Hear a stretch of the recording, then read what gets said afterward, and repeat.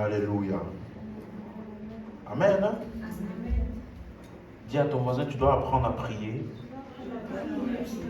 pour moi, pour ton église, pour ton pasteur et pour ton pays.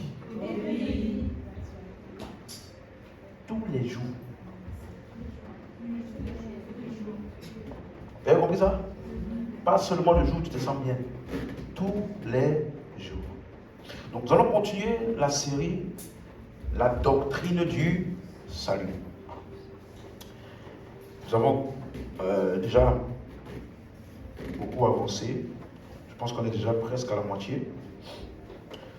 Donc dans Hébreux chapitre 2, le verset 1, c'est pourquoi nous devons d'autant plus nous attacher aux choses que nous avons entendues, de peur que nous ne soyons emportés loin d'elles, car si la parole annoncée par des anges a eu son effet, et si toute transgression et toute désobéissance a reçu une juste rétribution, verset 3, comment échapperons-nous en négligeant un si grand salut qui, annoncé d'abord par le Seigneur, nous a été confirmé par ceux qui l'ont entendu. Dis Amen. Donc nous avons commencé à expliquer que l'œuvre du salut est une œuvre profonde qui nécessite, comme il dit ici, d'aller en profondeur. Il dit, il faut s'attacher aux choses que nous avons entendues. Et la parole des anges, on a vu ça, c'est la loi de Moïse, qui annonce une parole dans laquelle chaque transgression a une juste rétribution. Et il dit que ceux qui fonctionnent avec ce type de mentalité ou de relationnement avec Dieu, la seule manière d'y échapper, c'est en considérant et en ne pas négligeant le si grand salut qui a été annoncé par le Seigneur et confirmé par ceux qui l'ont entendu. Donc le but de cet enseignement n'est pas simplement de te donner des informations que tu vas accumuler. Non, le but de cet enseignement est de te donner des outils qui te révèlent tout ce que tu vas expérimenter quand tu as été sauvé. Pour que tu puisses fonctionner pleinement dans toutes ces choses-là. Amen. Et donc, on a commencé à voir que dans le jardin d'Éden, l'homme a péché. Et la Bible dit, le jour où tu mangeras de cet arbre, tu mourras. Donc, à partir de ce moment, l'homme, il est mort. Donc, il a rejeté l'offre de Dieu. Donc, il a été séparé de Dieu. Et donc, ouvrons nos Bibles dans Éphésiens chapitre 2, le verset 1. Après cela, l'homme est maintenant décrit avec un terme. Éphésiens 2, verset 1. Vous étiez morts par vos offenses et par vos péchés. Quelqu'un a lu ça? Non, on était morts par quoi? Est-ce qu'il a écrit vous étiez morts par le péché d'Adam? Vous suivez? Parce que quelqu'un me demandait une fois, il me disait une fois, non, nous avons tous hérité du péché d'Adam. J'ai dit, mais tu n'as pas bien lu. Adam a péché et il est mort. Nous aussi, nous avons péché et nous sommes morts. Morts par nos péchés, pas par le péché de quelqu'un d'autre. Adam a juste été le premier qui a fait ça. Le péché et la mort. Donc tous ceux maintenant qui ont suivi l'exemple d'Adam ont expérimenté la même chose. Donc il dit, vous étiez morts par vos offenses et par vos péchés. Donc l'homme après le péché, il est mort. Mort aussi ne veut pas dire extinction. Ça veut dire séparé de Dieu. Amen. Et on a vu une séquence de choses. Il a eu la culpabilité, il a eu la malédiction, il a eu la condamnation, et il a été jugé, et il est devenu mortel. On a vu tout ça ensemble. Amen. Et donc, voilà pourquoi, dans cette nouvelle condition, l'homme est donc incapable de se sauver lui-même. Voilà pourquoi la Bible nous dit dans Ésaïe 64, verset 6, que notre propre justice aux yeux de Dieu est comme un vêtement souillé. Donc plus tu essaies de faire des efforts pour plaire à Dieu, plus devant lui, c'est comme un vêtement souillé. Vous comprenez? Donc rien qu'un homme puisse faire ne peut satisfaire Dieu. Voilà pourquoi l'œuvre du salut est une œuvre complète et exclusive de Dieu. Voilà pourquoi il dit dans Genèse 2, verset 9, le salut vient de l'Éternel. Amen. Et regardez ce qu'il dit maintenant au verset 4 de Éphésiens 2. Mais Dieu qui est riche en miséricorde, à cause du grand amour dont il nous a aimés, nous qui étions morts par nos offenses, nous a rendus à la vie avec Christ. C'est par grâce que vous êtes sauvés. Donc nous étions morts et c'est lui qui nous a rendus à la vie. Ce n'est pas toi qui as contribué à la vie que tu as reçue, c'est lui qui nous a rendus à la vie. Donc après il appelle ça quoi? C'est par la grâce que vous êtes sauvés. Donc le salut est une œuvre complète de Dieu qui a été donnée librement aux hommes. Voilà pourquoi on appelle ça grâce. C'est une grâce parce que tu ne méritais pas. C'est une grâce parce que tu n'y as pas contribué. C'est une grâce parce que tu n'étais pas capable de l'acquérir par toi-même. Donc voilà pourquoi c'est Dieu qui a tout accompli et l'a rendu disponible pour nous. Et on a commencé donc à voir les différents concepts du salut. On a vu la réconciliation qui parle de la distance qui s'est créée entre Dieu et l'homme qui a été réunie. Cette distance, cet éloignement a été annulé par l'œuvre du salut. Donc si tu es sauvé, tu ne peux plus dire à Dieu, je veux me rapprocher de toi. Si tu es sauvé, tu ne peux plus dire à Dieu, attire-moi à toi. Si tu es sauvé, tu ne peux plus dire à Dieu, je me sens loin de toi. Non. Parce que lorsque tu as été sauvé, tu as été réconcilié. La distance qu'il y avait entre l'homme et Dieu a été ôtée. Est-ce que quelqu'un suit bien? Donc, entre Dieu et nous aujourd'hui, il n'y a plus aucune distance. Et cette distance ne peut pas être recréée par quoi que ce soit. Quelqu'un me suit? Amen. Donc Dieu et toi, vous êtes un, vous êtes unis, vous avez été rapprochés. Dis Amen. Est-ce que c'est clair? Ce mot réconciliation parle également de lorsque deux personnes sont en palabre. L'un est en colère contre l'autre. Vous suivez? Donc ça veut dire que par l'œuvre du salut, Dieu ne peut jamais être en colère contre toi. Il dit, étant justifiés, Romains 5:1, étant justifiés par la foi, nous avons la paix avec Dieu. Vous comprenez? Donc entre Dieu et moi, la seule chose qui peut exister, c'est quoi? La paix. Ni l'inimitié, ni la distance, ni la discorde, rien. Uniquement la paix. Jamais. Donc le deuxième mot que nous avons vu, c'est le mot propitiation. Et j'ai expliqué que ça parle de la satisfaction, de l'apaisement, de la justice divine qui a été satisfaite par l'œuvre de Christ. Et à partir de ce moment, le péché n'est plus un problème. Voilà pourquoi dans notre verset, il disait 1 Jean 2, verset 1 à 2, il dit, je vous écris ces choses afin que vous ne péchiez point. Dis Amen. Donc nous, on veut que vous ne péchiez point. Mais si quelqu'un a péché, c'est là le problème. Hein? Nous avons un avocat auprès du Père, Jésus-Christ le juste. Vous suivez? Pourquoi est-ce qu'on l'appelle l'avocat? Il explique par la suite. Il est lui-même la propitiation pour nos péchés. Donc, avant que tu ne pêches là, il y avait une propitiation qui a été faite pour tes péchés. Non seulement nos péchés, mais ceux du monde entier. Donc, en d'autres termes, si quelqu'un pêche, qui se rappelle qu'il y a une propitiation qui a été faite pour ses péchés et que cette œuvre de propitiation parle pour lui. Vous me suivez? Parce que dans une cour de justice, qui parle? L'accusé ou l'avocat? Donc, Jésus-Christ est notre avocat parce qu'il est notre propitiation. Donc, c'est cette œuvre-là qui parle pour nous. Ce n'est pas toi. Ce n'est pas toi qui dois venir, Seigneur, pardon encore, pardon encore, pardon encore. Non. Il est notre avocat. Et son office d'avocat ne consiste pas en ce qu'il demande pardon à Dieu pour toi. Son office d'avocat consiste en ce qu'il a accompli la propitiation pour tous tes péchés, passés, présents et futurs.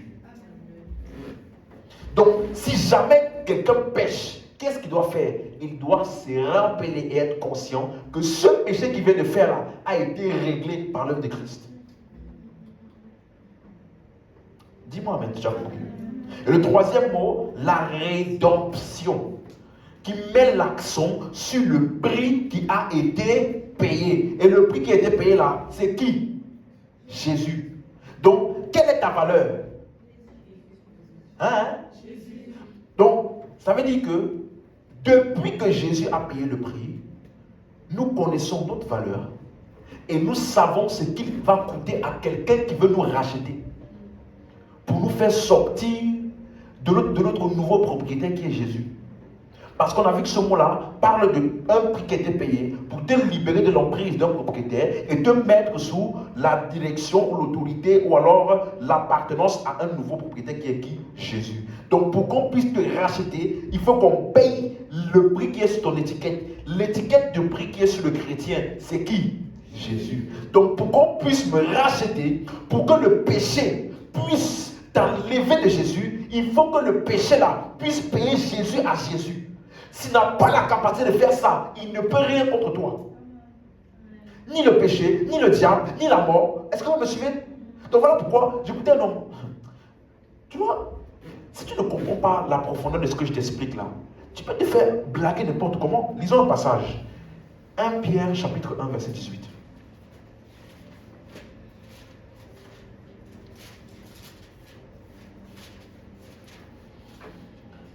Souvent, certains d'entre nous, nous ne percevons pas la grâce que nous avons. Regardez un passage. Sachant que ce n'est pas par des choses périssables. Qu'est-ce qu'il appelle choses périssables? Il va décrire par la suite, telles que quoi? Par de l'argent ou par de l'or, en parlant des choses de ce monde, que vous avez été rachetés de la vaine manière de vivre que vous avez hérité de vos pères. Verset 19. Mais par le sang précieux de Jésus, comme d'un agneau sans tache et sans défaut. Donc nous avons été rachetés par quoi? Le sang précieux de qui? Donc, si quelqu'un vient de parler de ce qu'on appelle, ils appellent ça comment? Offrande de rachat. Tu as jamais entendu ça? Quelqu'un disait une fois, vous savez, même si Jésus-Christ, il est mort pour nous. J'ai écouté. Et il dit, mais n'est-ce pas que la Bible dit dans Romains 12, verset 1, il dit, je vous exhorte, frères, par la compassion de Christ, à offrir vos corps comme un sacrifice vivant, saint, agréable et parfait. Il dit, mais Jésus a déjà offert son corps. Jésus a déjà offert le sacrifice. Donc même si Jésus a offert son sacrifice, il nous demande ici d'offrir quelque chose. Donc le fait que Jésus-Christ a offert son sacrifice ne veut pas dire qu'on n'a plus rien à offrir. Donc il dit, c'est ça la puissance de l'offrande de rachat. Quand tu fais une offrande de rachat pour ta délivrance, pour la bénédiction, pour ceci, pourtant il est écrit noir sur blanc. Ce n'est pas par des choses périssables, par l'argent, par l'or, mais par le sang précieux de Jésus. Vous me suivez? Il n'y a aucun rachat de quoi que ce soit qui existe quelque part. Vous avez été rachetés. Dis Amen. Amen. Maintenant, le troisième mot, c'est l'expiation, qui parle d'un effacement complet et total dans lequel il n'y a plus de traces. Il dit dans Colossiens 2,14, il a effacé l'acte dont les ordonnances nous condamnaient et qui subsistait contre nous, et il l'a détruit en le clouant à la croix. C'est ce qu'il dit. Comprenez? Donc, ça parle du fait que tout ce qui pouvait te condamner a été effacé. Donc, on ne peut plus te condamner. Il n'y a plus aucun document quelque part sur lequel on peut se baser, sur lequel on peut utiliser pour dire, toi, tu es condamné. Ça n'existe plus. Ça a été effacé. Amen. Hein? Est-ce que vous suivez? Donc, quand tu dis je suis sauvé là, sache qu'il n'y a plus aucune trace quelque part, d'aucune condamnation, aucun jugement contre toi. Et le dernier mot qu'on a vu dimanche passé, c'était la substitution. Ça veut dire que Jésus a pris ma place et il m'a donné sa place. Ce qu'il était en train d'endurer n'était pas pour lui, mais plutôt pour moi. Il n'est pas mort de sa mort. il est mort de la mort que je devais mourir. On dit, il a goûté la mort pour tous. Vous me suivez? Par ses meurtrissures qui est guéri. Quelqu'un comprend ça? Donc, ce qu'il faisait n'était pas pour lui. Et j'ai expliqué que toute l'œuvre de la croix est une œuvre de substitution. Amen. Aujourd'hui, j'aimerais votre attention parce qu'on va toucher un mot. La régénération. La régénération. Tite chapitre 3, verset 5. Tite chapitre 3, verset 5. Donc, réconciliation qui traite de la distance, propitiation qui traite du péché, rédemption qui traite du prix payé, expiation qui traite de l'effacement de toute condamnation et la substitution qui parle de changement de place. Quelqu'un comprend? Hein? Et aujourd'hui, quand tu dis je suis sauvé là, sache que tu es en train de dire j'ai été régénéré. Mais qu'est-ce que ça veut dire régénérer? Déjà dans le mot régénérer là, tu vois qu'il y a le mot gène. Les gènes. J'ai été régénéré. Qu'est-ce que ça veut dire? Tite chapitre 3 verset 5. Regardez ce qu'il dit. Il nous a sauvés. Donc là, il va parler de quoi? Du salut. Il va expliquer le salut que nous avons reçu. Donc il dit, il nous a sauvés, non à cause des œuvres de justice que nous aurions faites. Dis d'abord amen à ça. Ça veut dire que quand on parle de salut, ça n'a rien à voir avec les œuvres que tu sois capable de faire ou pas. Le salut n'inclut en rien tes œuvres. Si tu es capable de faire quelque chose qui affecte ton salut, ça veut dire que le salut que tu as reçu là n'est pas le salut de Christ. Le salut de Christ là n'a rien à voir avec ce que tu es capable de faire ou de ne pas faire.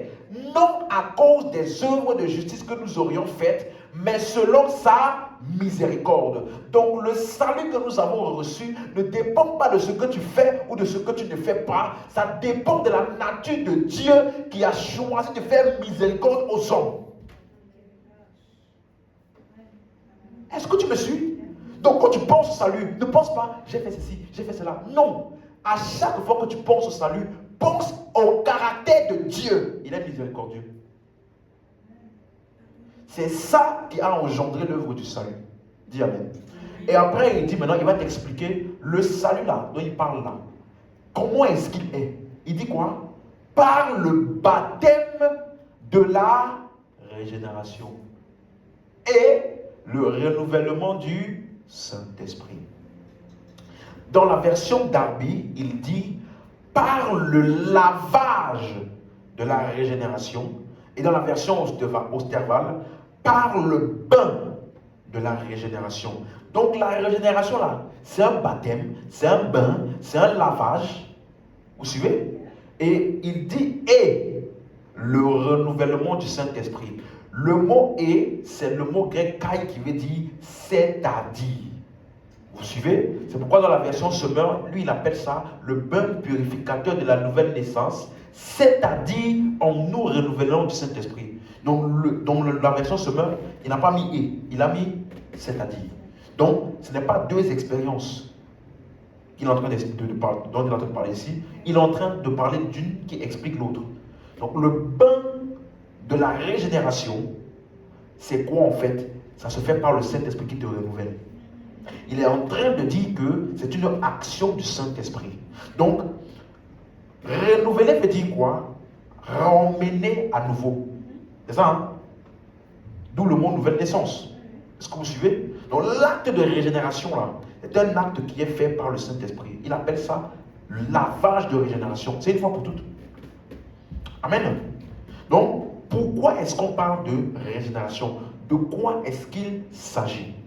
Lorsque tu lis Genèse 2, versets 16 à 17, là où Dieu dit, l'Éternel a donné un ordre à l'homme, il lui a dit, tu mangeras de tous les arbres, sauf l'arbre de la connaissance du bien et du mal.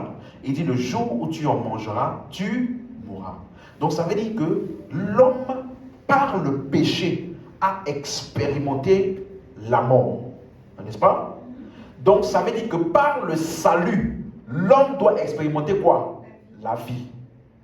Vous me suivez? Donc le salut donne la vie à un homme qui était mort. Vous suivez?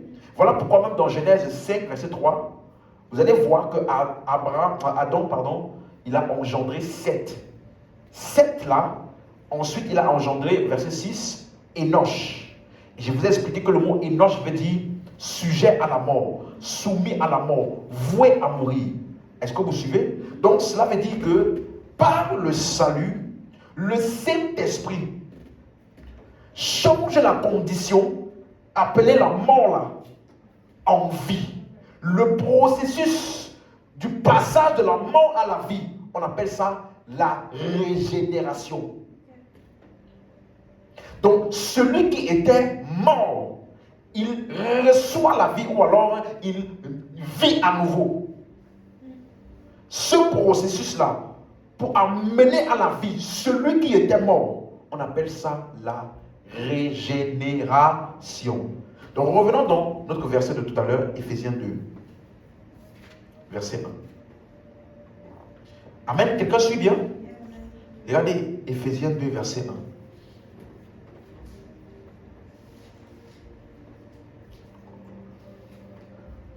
Éphésiens 2, verset 1. On a trouvé? Regardez ce qu'il dit. Vous étiez morts par vos offenses et par vos péchés, dans lesquels vous marchiez autrefois, selon le train de ce monde, selon le prince de la puissance de l'air, de l'esprit qui agit maintenant dans les fils de la rébellion. Donc tous ceux qui sont rebelles à l'évangile ou qui n'ont pas cru en l'évangile, ils sont morts. Vous suivez? Et il y a un esprit qui agit en eux. Vous suivez? Donc cela veut dire que mort là ne veut pas dire inexistence ou extinction. Mort veut simplement dire séparation, parce que vous étiez mort, mais vous marchiez. Hein? Tu étais mort, mais tu avais un travail. Tu étais mort, mais tu vivais ta vie. Est-ce que vous suivez? Donc, mort ici, ça ne parle pas de l'inexistence. L'homme était mort et avait donc besoin de vie. Il avait besoin d'une restauration ou d'un renouvellement ou d'une régénération parce qu'il était mort. Donc, dans le salut, le Saint-Esprit donne la vie à une personne morte. Vous suivez? Et c'est ça qu'on appelle régénération. Voilà pourquoi au verset 4, vous allez comprendre, il dit, mais Dieu qui est riche en miséricorde, à cause du grand amour dont il nous a aimés, nous qui étions, comment? Morts. Est-ce qu'on a vu? Nous qui étions comment? Morts. Par nos offenses, il nous a rendus à la vie avec Christ. Et après, il appelle ça quoi? C'est par la grâce que vous êtes sauvés. Donc, le processus, ou alors, pardon, l'action par laquelle quelqu'un qui était mort est rendu à la vie, il appelle ça le salut. C'est par la grâce que vous êtes sauvés. Vous suivez? Donc, le salut, c'est passer de la mort à la vie. Et c'est ça qu'on appelle la régénération. Est-ce que c'est clair? Donc, ça veut dire que toi et moi aujourd'hui ne sommes pas morts. Nous étions morts. Mais il nous a rendus à la vie. Aujourd'hui, lorsque on te regarde et on me regarde, la caractéristique de ce qui nous caractérise aujourd'hui, c'est que nous avons la vie. Donc, il peut y avoir deux personnes dans un train, un mort et un vivant. Hein? Mais tous les deux, vous êtes dans le train, vous marchez, faites des choses, mais un est mort et un est vivant. Le salut que tu as obtenu est la vie. Est-ce que tu suis? Ce que je te dis maintenant là, retiens bien ça, parce que tu vas voir les implications tout à l'heure. Parce que beaucoup de personnes aujourd'hui disent j'ai la vie, mais est-ce que tu comprends ce que ça veut dire? Est-ce que tu sais que tu n'es plus mort? Est-ce que tu sais que tu as la vie? Est-ce que tu sais que tu es vivant? Quelqu'un me suit? Donc, C'est pour cela que cette action du Saint-Esprit, de rendre à la vie celui qui était mort, il assimile ça à de l'eau. Il appelait ça quoi? Le lavage de la régénération. Ou alors le bain de la régénération. Ou alors le bain purificateur. Pourquoi? Parce que l'eau lave et purifie. Donc, comme tu étais mort ou alors séparé de Dieu, indigne de lui, indigne de sa présence, l'eau t'a purifié, t'a lavé et a fait de toi un homme nouveau, ramené à nouveau. Et cet homme nouveau-là n'est plus séparé de Dieu. Quelqu'un suit? Donc, cette action-là de lavement, purification, de changement, de renouvellement, il assimile ça à l'eau. Vous suivez? Jean chapitre 3.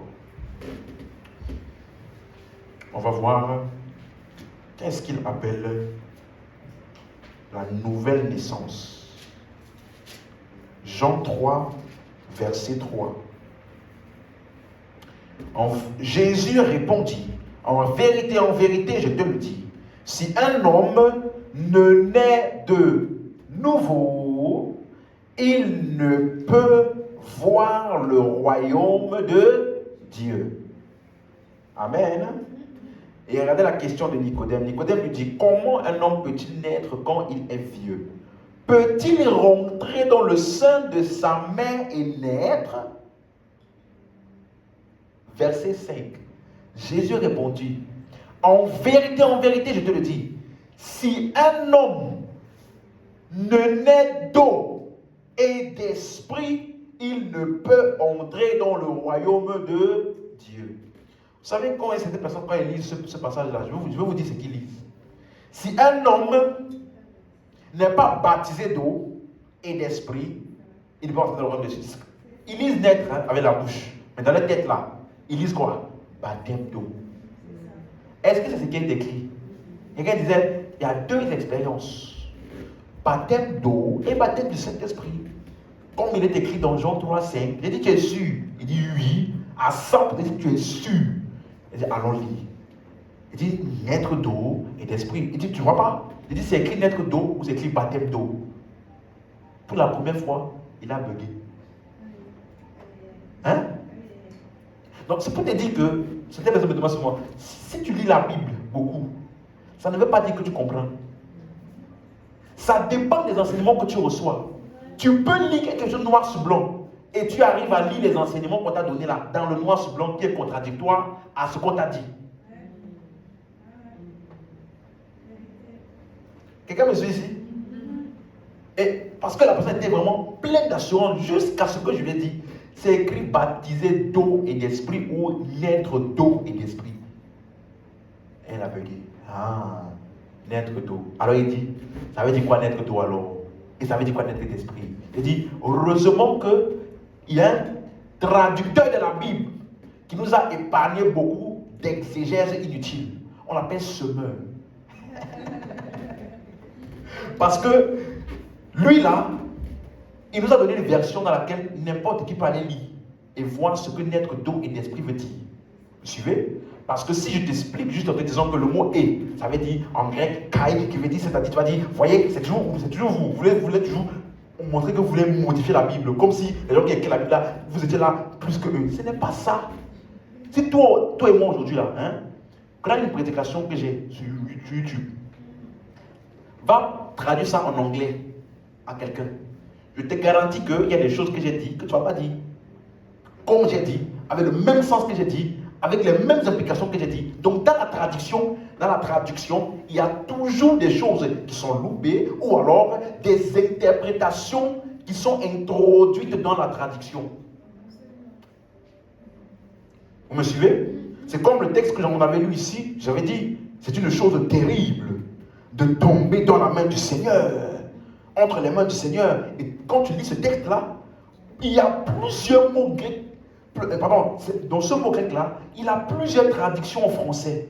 Pourquoi est-ce que l'auteur-là, ou le traducteur-là, a choisi le mot « entre les mains du Seigneur » Ça veut dire qu'il avait déjà une idée préconçue de ce que ça veut dire « entrer dans la main du Seigneur ».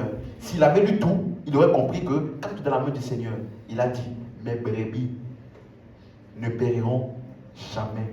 Personne ne les ravira de ma main. Donc dans la main du Seigneur, c'est la sécurité. Hein? Donc ça ne peut pas être terrible. C'est hors de la main du Seigneur que c'est terrible. Quelqu'un m'a suivi? Donc, dans la version Semeur, il dit, verset 5, je te l'assure, reprit Jésus, à moins de naître d'eau, c'est-à-dire d'esprit, personne ne peut entrer dans le royaume de Dieu. Et vous allez voir que dans toute la suite, il ne mentionne plus l'eau. Verset 6, celui qui est né de la chair est chair, celui qui est né de l'esprit est esprit. Verset 7, ne t'étonne pas que je t'ai dit qu'il faut que vous nassiez de nouveau. Verset 8, le vent souffle où il veut et tu entends le bruit, mais tu ne sais d'où il vient ni où il va. Il en est ainsi de tout homme qui est né de l'esprit. Donc, quelle était l'emphase? De quoi parlait-il?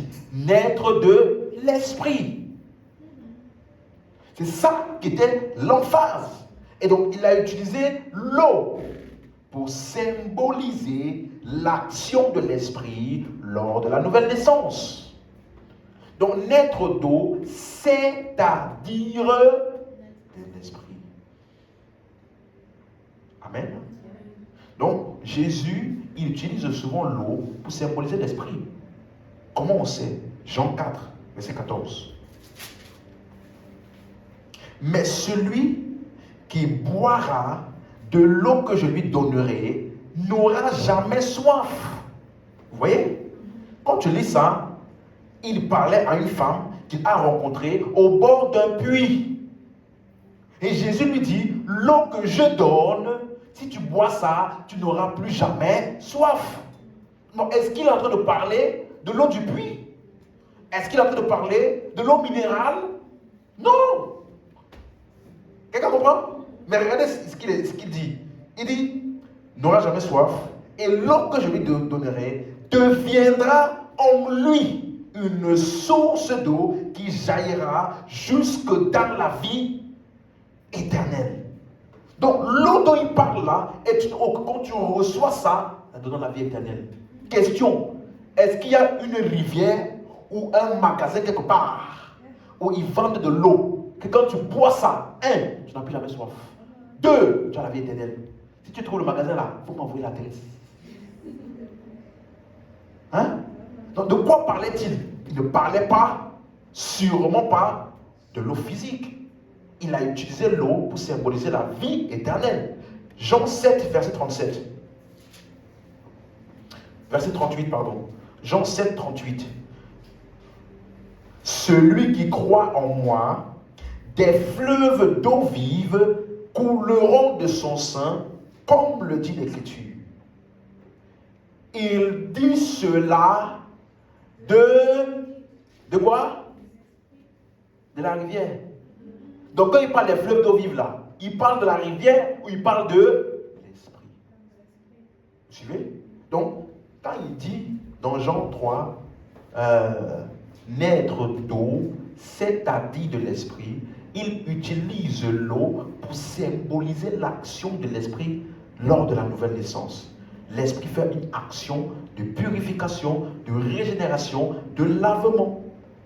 Donc, voilà pourquoi, toujours dans la version Semeur, le titre 3, verset 5 qu'on a vu tout à l'heure, vous vous rappelez? Il a dit, il nous a sauvés non à cause des actes conformes à ce qui est juste que nous avons accompli, mais parce qu'il a eu pitié de nous en nous faisant passer par le bain purificateur de la nouvelle naissance, c'est-à-dire en nous renouvelant par le Saint-Esprit.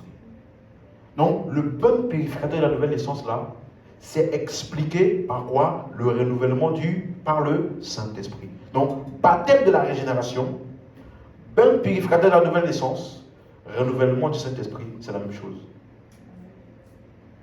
Et ça ne parle en rien d'une eau physique. Tu es d'accord avec moi? Et c'est clair. Non? Mais pourquoi est-ce qu'il a utilisé l'eau? Il a utilisé l'eau de manière figurative pour symboliser l'action purificatrice du Saint-Esprit lors de la nouvelle naissance. Donc ce que le Saint-Esprit fait en nous, quand tu crois et que tu reçois le salut, est similaire ou semblable à ce que l'eau fait. Lorsqu'il rencontre quelque chose d'impur, sale et souillé, il les ramène à neuf, ramène à nouveau, lave, purifie et restaure complètement. Amen.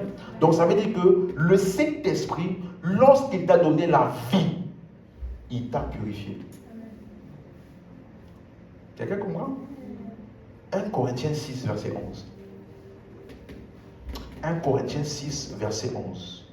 Donc, lorsque tu as reçu la vie par la régénération du Saint-Esprit, tu as été purifié. C'est ce qui nous explique dans 1 Corinthiens 6, verset 11. C'est là ce que vous étiez, quelques-uns de vous. Mais vous serez lavés. Hein?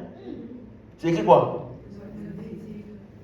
Vous avez, est-ce qu'il a dit, vous avez été, quelqu'un a la version semeur de ça?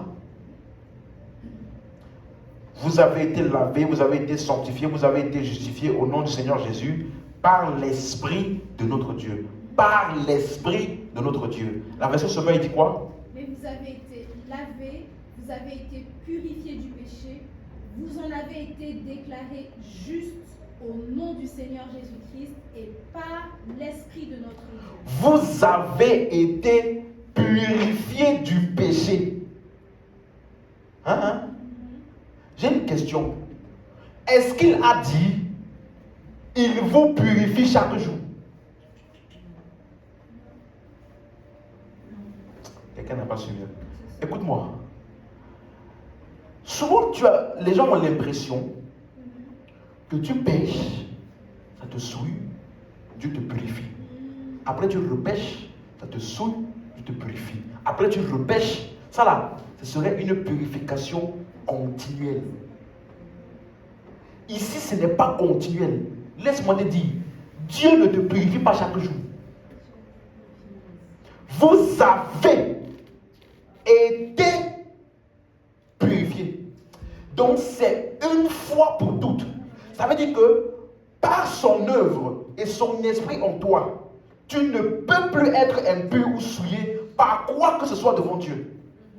Ce n'est pas quelque chose que tu vas faire qui va te souiller et puis Dieu va te purifier à cause du sang de Jésus. Non, tu as été purifié. Plus rien ne peut plus te dépurifier. Il n'y a plus rien qui peut te rendre impur devant Dieu. Quelqu'un m'a suivi ici? Mais, et quand je pêche alors, est-ce que ça ne me souille pas devant Dieu? Vous avez été? Pourquoi? Parce que Jésus est l'agneau de Dieu qui ôte le péché du monde.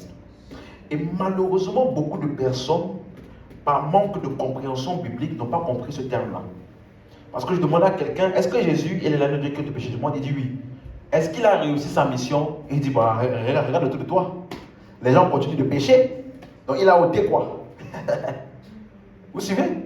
Donc cette personne-là n'a pas compris le sens du mot ôter le péché. Ôter le péché ne veut pas dire que les gens ne vont plus pécher. Ôter le péché veut dire ôter le péché de ta relation entre toi et Dieu. Il ne peut plus avoir le péché là au milieu.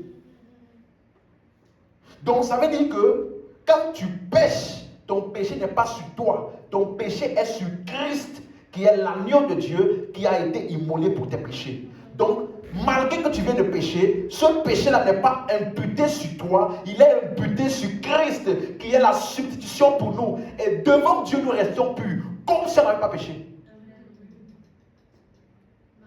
Ôter le péché ne veut pas dire qu'il ne pêche plus. Et c'est ça que l'auteur des Hébreux nous explique en parlant, il fait la similitude ou alors en s'appuyant sur les sacrifices de l'Ancien Testament. Hébreux 10, verset 1. Allons-y rapidement là-bas. Hébreux 10, verset 1. Oh, mais il a ôté le péché. Les gens pêchent tous les jours, les gens pêchent tous les jours. Est-ce que ôter le péché veut dire que les gens ne pêchent plus? Hébreux 10, verset 1. Dis Amen si tu as trouvé. Amen. Donc, verset 1. En effet, la loi qui possède une ombre des choses à venir et non l'exacte représentation des choses ne peut jamais. Dis avec moi, ne peut jamais. Donc la loi là, et tout ce qu'on fait sous la loi, ça ne peut jamais. Ne peut jamais quoi? Il dit, ne peut jamais, par les mêmes sacrifices qu'on offre perpétuellement, chaque année, faire quoi? Emmener les assistants à la perfection. J'aimerais que tu retiennes cette expression-là. Il y a la loi, il y a des sacrifices qu'on offre chaque année, et ces sacrifices-là n'ont pas la capacité d'emmener les gens à la perfection. Donc, verset 2, qu'est-ce qu'il appelle amener à la perfection, verset 2? Autrement, n'aurait-on pas cessé de les offrir? 1. Parce que ceux qui rendent ce culte, étant purifiés continuellement, comment? 2. N'auraient plus eu aucune conscience de leur péché. 3. Écoute-moi, ça fait 3 choses qui sont attribuées à quelqu'un qui a été amené à la perfection. Il dit que si le sacrifice de l'Ancien Testament là, les animaux qu'on offrait pouvaient amener à la perfection, il se passerait 3 choses. La première chose, on n'a plus besoin d'offrir après. Donc ça veut dire que quelque chose que tu fais 2 fois par rapport à un péché ne peut jamais venir de Jésus. J'ai confessé hier. Demain, je reconfesse. Après-demain, je reconfesse. Si la confession t'avait purifié, tu n'aurais pas confessé le prochain jour. Tu as compris? Il dit que si ça t'avait amené à la perfection, on n'aurait pas offert ça continuellement. Deuxième chose, il dit quoi? Ceux qui rendent ce culte-là étant purifiés une fois. Donc la deuxième caractéristique d'un sacrifice qui t'amène à la perfection, c'est que lorsque le sacrifice est fait en ta faveur, tu es purifié combien de fois? Une fois. Tu n'es pas purifié continuellement. Non, non, non, non. Ça prend en charge tous tes péchés. Tu es purifié une fois. Et troisième chose, il dit quoi? Aucune conscience de leur péché. Est-ce qu'il a dit ils n'auront plus de péché? Est-ce que tu as lu ici? Amener la perfection ne veut pas dire qu'ils n'ont plus de péché. Amener la personne à la perfection veut dire qu'ils n'ont plus conscience de leur péché. Pas qu'ils ne pêchent plus. Pourquoi? Parce que les péchés là, ils sont conscients que tous ces péchés ont été imputés sur le sacrifice animal qui a été sacrifié pour eux. Donc même lorsqu'ils viennent de pécher, ils sont conscients que le péché qu'ils viennent de faire là a été géré par l'animal. Eux là, ils étaient conscients de ça pendant 1 an. Dans l'ombre là, pendant 1 an, le peuple était tranquille. La seule chose qui se préoccupait, c'est de préparer l'agneau pour l'année prochaine. Mais dans toute l'année qui vient là, ils sont tranquilles. Et toi, toi c'est pas 1 an. Toi c'est pour toujours. Mais tu es plus stressé que ceux qui avaient 1 an. Tu comprends? C'est comme si on t'a donné une carte cadeau qui se périme dans 1 an. Et on a donné une carte cadeau à quelqu'un d'autre qui se périme dans jamais. Et lui, il est plus pressé que toi. Hein? Il est plus pressé, il est plus stressé. Pourtant, il n'a pas de date de péremption, mais il est plus pressé. Ma carte, il faut que je finisse vite. L'argent peut finir. Il faut que. Est-ce que ce n'est pas périmé déjà? Pourtant, la date de péremption est pour toujours. Celui-là qui a 1 an là, il est tranquille pendant 1 an. Plus que celui-là qui n'a pas de date de péremption pour sa carte. Est-ce que ça fait sens? Regardez. Donc, il y a 3. Si le sacrifice t'a emmené à la perfection, 1, on n'a plus besoin de rien offrir d'autre après ce sacrifice-là. 2, ça t'a purifié une fois pour toutes. 3, tu n'as plus conscience de tes péchés parce que tu es conscient que l'animal là a pris sur lui tous mes péchés. ce que j'ai fait, ce que je fais et ce que je ferai. Tous ces péchés-là ont été déversés sur l'animal. Mais regardez maintenant, si les trois conditions-là sont remplies, verset 3, il dit quoi? Mais le souvenir des péchés est renouvelé chaque année par ces sacrifices. Car il est impossible que le sang des boucs et des taureaux ôte le péché. Donc ôter le péché veut dire un sacrifice qui va régler les péchés une fois pour toutes et emmener les personnes à la perfection. Donc ça veut dire que dans le cadre de l'Ancien Testament, ce n'était pas leur péché le problème.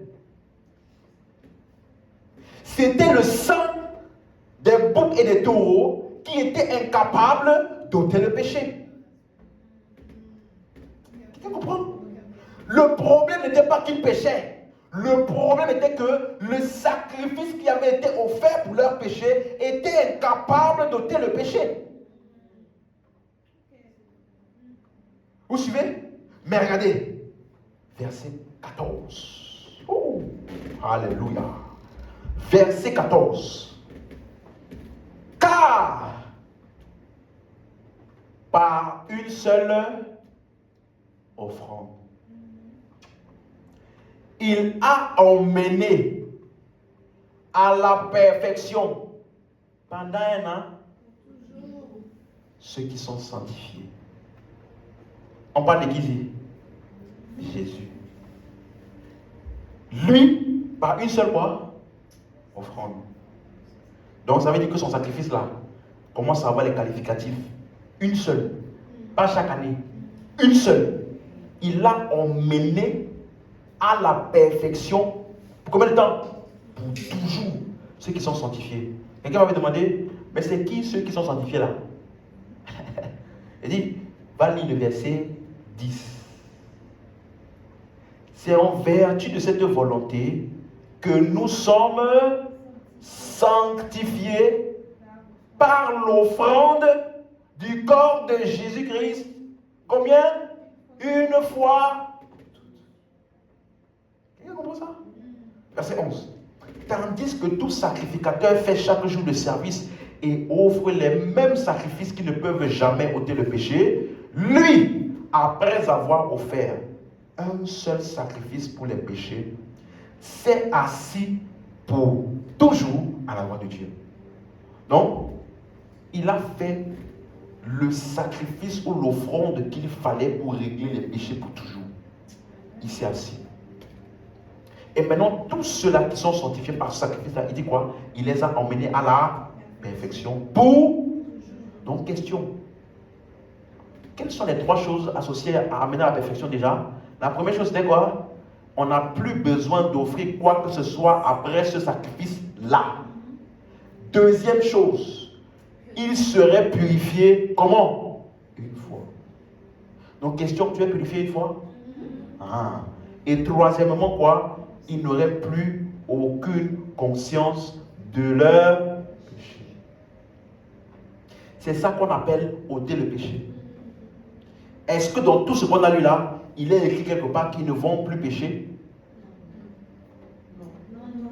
Donc, parce que ça n'a jamais... Ce n'était pas le fait qu'ils pêchent le problème. Le problème était que le sacrifice qui était mis en place était une ombre. Donc, comme c'est une ombre, ça ne peut jamais faire ce que seulement la réalité peut faire. Donc, c'était une phase transitionnelle en attendant que le véritable vienne. Vous me suivez? Donc, le sacrifice de Jésus nous a purifiés une fois pour toutes. Et tous ceux qui ont cru en ce sacrifice, ils doivent fonctionner avec la conscience de leur purification. Ils n'ont pas la conscience de leur péché. Ils doivent fonctionner avec la conscience du sacrifice qui a été offert pour leur péché. Ah, je viens de pécher. Oui, il est la victime expiatoire pour nos péchés. Et non pas, j'ai encore péché, Seigneur. Vous suivez? Parce que dans l'Ancien Testament, on n'analysait jamais le pécheur. On analysait toujours le sacrifice. Si le sacrifice est accepté, le pécheur est libre. Dis amen si tu comprends. Donc ça veut dire que tous tes péchés passés, présents, futurs ont été ôtés par Jésus. Donc tout ce que tu fais comme péché est imputé à Jésus, pas à toi. Donc ce que tu es imputé à Jésus, quand Dieu te voit, tu es toujours pur, comme si tu n'avais pas péché. Dis amen. Donc c'est pour te dire que le péché ne peut jamais te rendre impur devant Dieu. Car tu as été amené à la perfection pour toujours, par une seule offrande, le sacrifice de Jésus. Dis amen si tu as compris. Est-ce que c'est clair? Donc, tu comprends avec moi que lorsqu'il parle du bain purificateur, de la nouvelle naissance, ou alors du lavage de la régénération, ou le baptême de régénération, il parle simplement du renouvellement de l'esprit qui n'a rien à voir avec le baptême d'eau. Il est en train d'expliquer que lorsque tu crois en l'évangile, c'est le Saint-Esprit qui vient pour te purifier une fois pour toutes et faire de toi une nouvelle création qui est vivante, qui n'est plus morte. Tu es passé de la mort à la vie. Or, c'est l'œuvre de Christ ou le sacrifice de Christ qui a rendu cette purification-là possible. Donc, dès que tu crois, le Saint-Esprit vient manifester ou rendre cela efficace pour toi, effectif pour toi. Ça prend effet pour toi. Est-ce que vous suivez? Donc, Jésus, il a offert son sacrifice pour qui? Le monde entier. Mais est-ce que le monde entier est purifié? Non. Lorsque tu crois en l'évangile, le Saint-Esprit vient maintenant opérer cette action de purification-là qui a été acquise par l'œuvre de Christ. Il le fait en toi. Est-ce que tu comprends? C'est clair? Donc, ça n'a rien à voir avec le baptême d'eau. Romains 6, verset 4. Romains 6, verset 4. Non, mais il est écrit, nous avons été baptisés. Ok. Romains 6, verset 4. Ignorez-vous que nous tous qui avons été baptisés en Jésus-Christ, c'est en sa mort que nous avons été baptisés, nous avons donc été ensevelis avec lui par le baptême en sa mort, afin que comme Christ est ressuscité des morts par la gloire du Père, de même nous aussi, nous marchions en nouveauté de vie. Amen. Quand tu lis le verset 3, avant nous lisions ça, et on pensait que ça parlait du baptême d'eau. Pourtant, il est écrit, vous avez été baptisés dans l'eau. Où? En Jésus-Christ. Si, aujourd'hui, quand tu réfléchis, si plonger quelqu'un dans l'eau, c'est ça, baptisé en Jésus-Christ. Tous ceux qui vont à la piscine là, ils sont baptisés. Ils sont plongés où? Ils sont plongés où? Si plongés dans l'eau là, parce qu'il dit ici, nous avons été baptisés, c'est en sa mort que nous avons été baptisés. Quelqu'un disait, mais le baptême c'est ça. Parce que quand on te plonge dans l'eau, c'est comme la mort de Jésus. Il est mort, il a été enseveli. Et quand tu ressors de l'eau, c'est comme sa résurrection parce qu'il est sorti des morts. Dans ces cas, tous ceux qui sont à la piscine là, quand ils plongent là et quand ils sortent de l'eau, c'est fini, ils sont nés de nouveau. Pourquoi on prêche l'évangile même? Pourquoi on perd le temps? On n'a qu'à ouvrir des piscines partout en France. Allez vous plonger. Et puis c'est réglé. Quelqu'un comprend? Nous. Parce que beaucoup quand ils voient baptême, dans sa tête là, ils ne pensent à rien d'autre que eau. Est-ce que tu sais que le mot baptême là, ce n'est pas un mot du ciel. C'est un mot français. Ça veut dire quoi? Plonger, immerger. Donc, la substance dans laquelle on te plonge là, quand tu fais du poulet, tu baptises le poulet là dans l'huile. Bien chaud. Oui. Quand tu fais les bananes plantés là, tu plonges ça dans quoi? Dans l'huile. Donc tu as baptisé ça dans l'huile. Ce n'est pas un mot surnaturel. C'est un mot français. Ça veut dire quoi? Plonger. Quelqu'un me suit? Mais ici, on utilise ce thème-là pour expliquer notre identification avec Jésus-Christ. Il dit, nous avons été baptisés où? En Jésus. Donc, toi et moi, lorsque nous avons cru, on nous a plongé ou immergé où? En Christ. Si quelqu'un est en Christ, il a été plongé dans le corps de Christ. Il est une nouvelle création. Le jour où tu reçois l'évangile, tu es baptisé en Christ. Tout ce que Christ a accompli t'est attribué. Voilà pourquoi après il dit quoi? Nous avons été ensevelis avec lui. Hein? Par le baptême en sa mort. Donc baptême là, c'est pour dire quoi? Que tout ce que Christ a fait là, nous avons été identifiés ou attribués à ça. Ça ne veut pas dire que tu vas aller plonger quelque part et t'imaginer, Seigneur, comme tu es mort, je déclare que quand je me plonge, je meurs aussi. C'est ça là, c'était ça. Hein? Bien aimé, tu as été identifié à sa mort le jour où tu as cru en l'évangile. Ce n'est pas le jour où tu es parti dans une rivière. Ce qu'on a fait à la rivière là, on appelle ça un bon bain. Qui t'a aidé.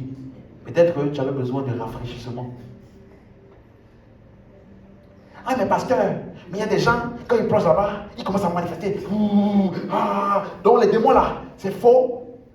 Il faut aller leur demander qu'est-ce qu'on leur a enseigné et qu'est-ce qu'on leur a dit et qu'est-ce qu'ils ont vu les autres faire quand ils plongeaient là-bas. Hein? Pourquoi dans les endroits où personne n'a jamais manifesté dans l'eau, il n'y a jamais aucune manifestation dans le baptême?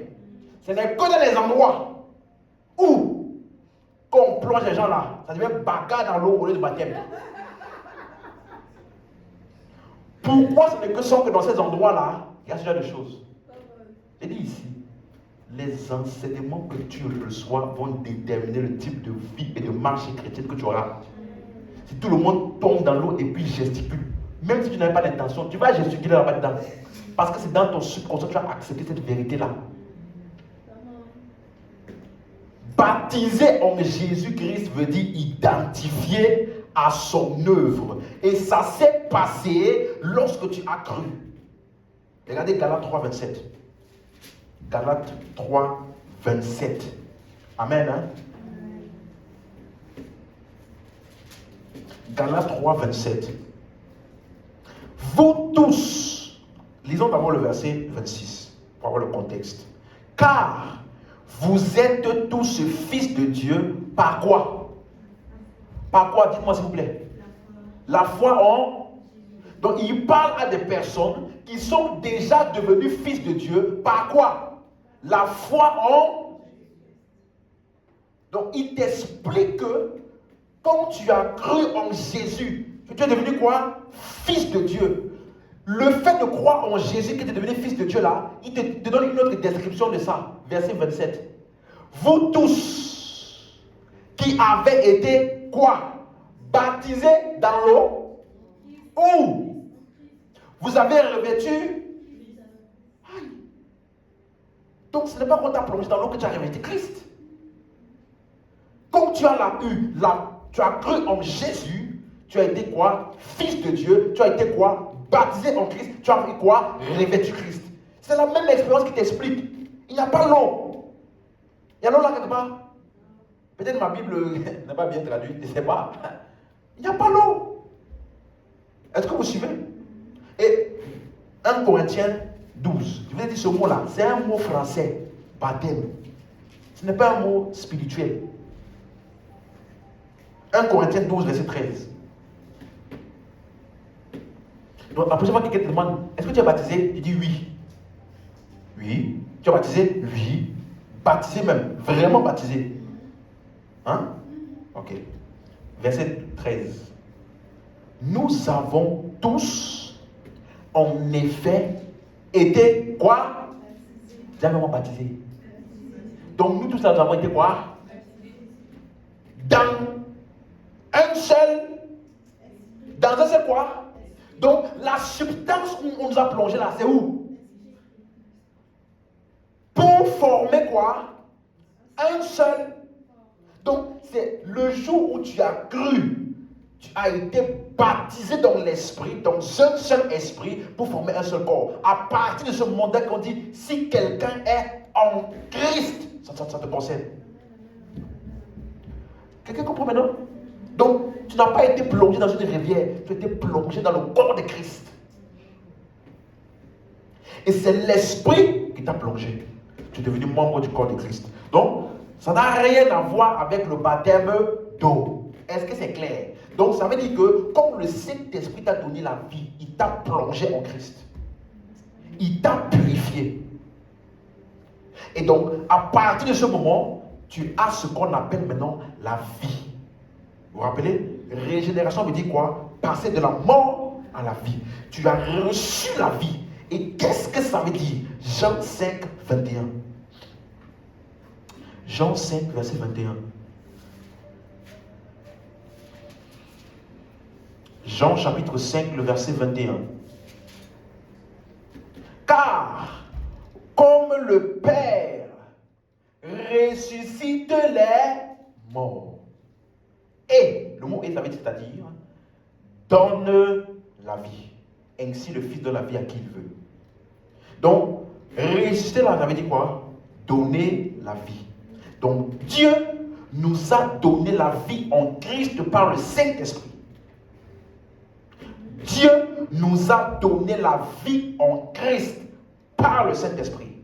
Donc, le salut signifie avoir la vie. Et la vie, là, on appelle ça la vie éternelle. Dis, je suis sauvé.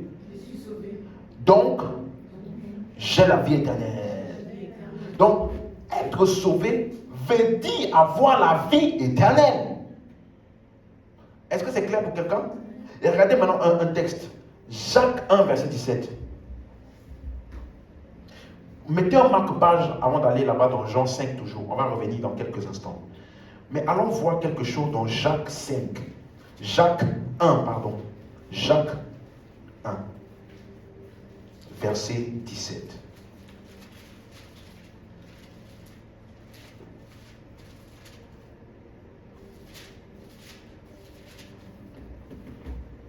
C'est bon? Lisons. Toute grâce excellente et tout don parfait descendent d'en haut du Père des Lumières, chez lequel il n'y a ni changement, ni ombre de variation. Quand tu lis ça, tu penses que tout don parfait, toute grâce excellente là, tu penses qu'il parle la maison, hein? La voiture, c'est don parfait, grâce excellente, hein? Le mariage, tu penses qu'il parle de ça, hein? Mais le don parfait là, verset 18 explique qu'est-ce que c'est que le don parfait qui descend d'en haut. Verset 18. Il nous a engendrés. Hey, selon sa volonté, par la parole de vérité, afin que nous soyons en quelque sorte les prémices de ses créatures.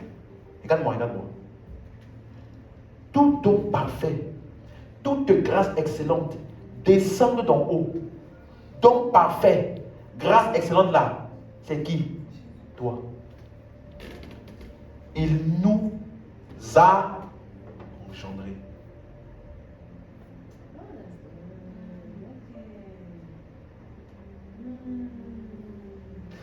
Don parfait, grâce excellente. 2, verset 17, n'est-ce pas? C'est quoi? Ce n'est pas la maison. Parce que la maison n'est pas parfaite. Allô? La maison là, du jour au lendemain, ça peut s'écrouler. Tu comprends? Ce n'est pas la voiture. Après quelques années, tu oublies de changer. Donc, parfait et grâce excellente là, c'est qui? La nouvelle création. Il nous a engendrés afin que nous soyons les prémices de ces créatures. Quelqu'un nous comprend? Donc ça veut dire, tu es le don parfait et la grâce excellente qui descend tout droit de Dieu. Et on appelle ça engendrer. Ça veut dire quoi engendrer? Donner naissance. N'est-ce pas? Donc, ça veut dire que c'est lui qui t'a donné naissance. Le même ADN qui est en lui, c'est en qui? La même vie qui est en lui, c'est où? J'ai envie de choquer quelqu'un. Reviens dans Jean 5 là. Hein? On va voir quelque chose. Mettez en bas de page, hein? On va revenir dans Jacques 1. Mais là, je suis obligé de donner une parole à quelqu'un. Suis-moi. Jacques 5, verset 26.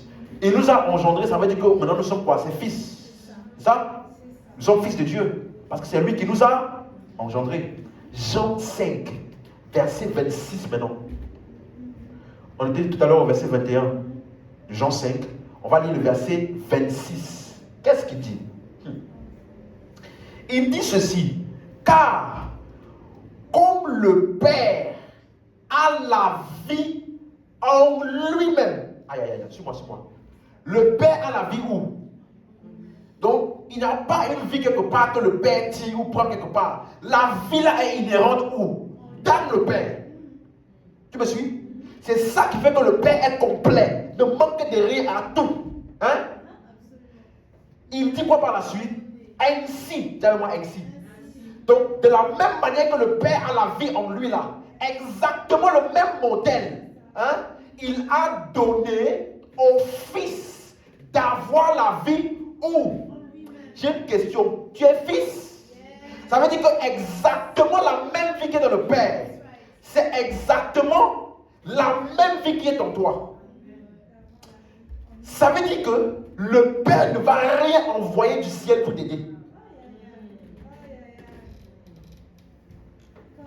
Seigneur, ouvre les écluses des cieux, vois la pluie. Rien. Tu m'as suivi? Rien ne va venir du ciel quelque part pour toi. Parce que tout ce qui est dans le Père là, qu'on appelle la vie en lui-même là, il t'a donné à toi qui es son fils d'avoir la vie en toi-même. Donc, ça veut dire que il n'y a rien, tu n'es pas de ceux qui cherchent tous les jours à tirer un peu de vie de Dieu. Seigneur, envoie encore un peu, je sens. Non. Tu m'as suivi? Parce que dans la vie que tu as reçue là, dedans là, il y a le caractère de Dieu. Dedans là, il y a la puissance de Dieu pour assujettir les circonstances. Dedans là, il y a les dons spirituels pour le ministère. Dedans là, il y a la direction divine pour fonctionner dans les affaires de la vie. Dedans là, il y a tout ce qu'il te faut pour vivre victorieux dans ce monde. Parce que si tu pries et Dieu te répond, il va prendre la puissance où? En lui. Hein? Si tu pries et que Dieu, il veut te répondre, il va prendre la puissance où? En lui pour venir vers toi. Jésus, qui est le sauveur de l'humanité, est sorti de qui? De Dieu. Donc tout ce que Dieu, il donne, ça sort de ce qui est en lui pour venir bénéficier aux hommes. Et maintenant, Dieu, lorsqu'il a accompli l'œuvre parfaite du salut, il n'a pas simplement donné une portion de Dieu ou quoi que ce soit. Il a mis tout ce qui est Dieu en lui-même. Donc ça veut dire que devant les circonstances, ne prie pas Seigneur, aide-moi. Non, Dieu t'a aidé en venant lui-même en toi avec toute sa vie. Donc devant les circonstances, tu libères et tu déploies la puissance là. Donc quand tu pries, ce n'est pas pour que Dieu vienne agir. Quand tu pries, c'est pour déployer ce qui est déjà en toi, pour amener en manifestation la puissance de la parole de Dieu dans ta vie. Le Père a la vie en lui. Ainsi, c'est-à-dire exactement de la même manière, le Fils. Donc, quand les gens disent, j'ai la vie, quelle est la vie éternelle ici? J'ai la vie éternelle. Ils pensent qu'il avait de parler d'un aspect de sa vie qu'il a reçu parce qu'un jour il a fait une prière quelque part. Tant qu'on ne t'exprime pas ce que tu as, tu vas vivre comme si tu n'as pas. Tu m'as suivi? Dieu, dans la nouvelle création, n'a pas donné sa puissance seulement ou un aspect de Dieu. Il est venu lui-même en toi. Donc ça veut dire que tout ce qu'il peut faire, tu peux faire. Tout ce qui ne peut pas l'arrêter, ne peut pas t'arrêter. Tu me suis? Si tu fonctionnes avec cette mentalité, tu qu'il n'y aura jamais ni confusion, ni abattement, ni découragement, ni je ne sais pas quoi, parce que les circonstances viendront pour tous. Mais celui qui est conscient de Dieu en lui, sait qu'il a déjà gagné avant même que la chose ne vienne. Tu m'as suivi? Dis, j'ai la vie de Dieu en moi. Je suis chargé de la vie de Dieu et de la puissance de Dieu. Tu as compris ça? Revenons dans Jacques. Jacques 1, 18. Jacques 1, 18. Il nous a engendrés selon sa volonté par la parole de vérité, afin que nous soyons en quelque sorte les prémices de ces créatures. Donc ici maintenant, il donne un aspect supplémentaire de la régénération. Il dit par la parole de vérité. Or, nous savons que la parole de vérité, qui est la parole de Dieu, c'est Jésus-Christ. Au commencement était la parole était avec Dieu. Donc, nous sommes nés de Dieu par la parole de vérité. C'est ce qu'il explique dans 1 Pierre chapitre 1, verset 23. 1 Pierre, c'est juste après Jacques. 1 Pierre chapitre 1, verset 23. Il dit, puisque vous avez été régénérés. C'est écrit ça dans vos Bibles? 1 Pierre 1, 23. Vous avez été quoi? Régénérés. Non par une semence comment? Corruptible. Mais par une semence comment? Incorruptible. C'est quoi la semence incorruptible? Par la parole vivante et permanente de Dieu. Donc ça veut dire que nous avions vu tout à l'heure que la régénération était par qui? Le Saint-Esprit. C'est lui qui opérait l'action de régénération. Donc ici maintenant, il nous fait comprendre ce que je vous ai expliqué tout à l'heure, que le Saint-Esprit, il ne va pas partout, il régénère les gens comme ça des ordres. Non. C'est lorsque un homme est exposé à la parole de Dieu qui est Christ. Lorsque l'homme reçoit la parole de Dieu, l'Esprit opère la régénération. Vous suivez? Pourquoi il parle de par la parole, d'autres endroits il parle de par l'Esprit. Parce que l'Esprit opère la régénération lorsqu'un homme reçoit la parole. Dis Amen. Donc le mot régénération, c'est le mot grec palygénésia. Donc c'est la même racine que le mot genèse. Au commencement, Dieu créa les cieux et la terre. Donc ça veut dire que c'est un commencement nouveau. Nouvelle naissance. Donc dans la nouvelle naissance, ou alors la régénération, tu nais de l'esprit. Tu deviens une nouvelle personne qui n'a jamais existé avant. Est-ce que vous me suivez? Voilà pourquoi on appelle nouvelle création. On ne peut pas parler de nouvelle création s'il y avait déjà cette existence avant. Création veut dire qu'il est parti de rien. S'il y avait déjà une existence avant, on aurait dit amélioration. Avant qu'il y ait le iPhone 13, il y avait déjà un iPhone 12 qui a été quoi? Amélioré. Vous suivez? Donc, amélioration veut dire simplement on a pris ce qui existait et on a amélioré ça. Vous suivez? Mais lorsque Dieu créait par exemple l'homme, il n'y avait aucun homme sur la terre nulle part au moment où Dieu a créé l'homme. N'est-ce pas? Voilà pourquoi on appelait ça création. De la même manière, nous qui sommes la nouvelle création, il y a déjà des hommes partout sur toute la terre.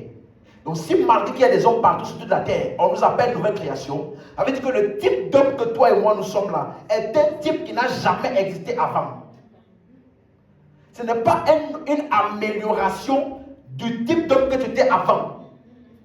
Non, avant tu sais, j'ai manqué d'assurance. Depuis que j'ai connu Jésus, j'ai beaucoup d'assurance. Avant je ne dormais pas, maintenant je dors. Ça c'est amélioration.